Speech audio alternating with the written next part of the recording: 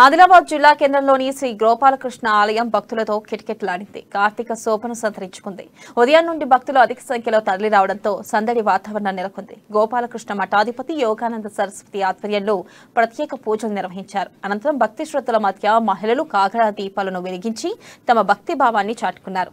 ఆ దీపాల వెలుగులో ఆలయం కాంతులను విరచిమ్ముతూ దేదీప్యమానంగా వెలిగిపోయింది. దీపదానం, గోపూజ చేసి తమ మొక్కులు చెల్లించుకున్నారు.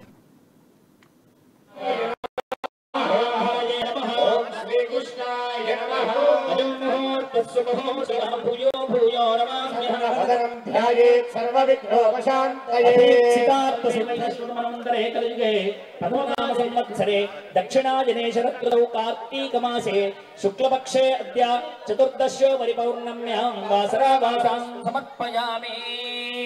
नितान्तकान्तदन्तकान्तरे निरन्तरं वसन्तमेव योगिनां तवे गणेश्वरौ अरोगतामदोषतां सूर्यकोटि समप्रभो निर्विघ्नं कुरु मे देव सर्वकार्यं सुरेशं विश्वाधारं गगनं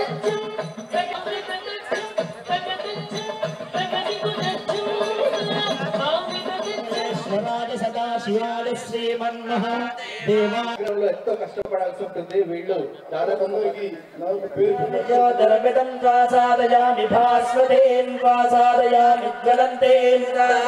లక్ష్మీం క్షీర సపరేణోక్యకుటుంబినీం సరసిజాం వందే ముకుందం ఏతత్సు ముహూర్తకాలే సూర్యాదినవానాం గ్రహాణాం మయా ఓ కరుణామయా భవానీ హరా నిన్ను చూడ మనసున్నది కనులార నిన్ను చూడ మనసు కనవేమయా ఓ కరుణకు నీ ఒడియందు నిడువెందుకు కన్నడ సేయకు మా భారంబు నీవే భవానీ.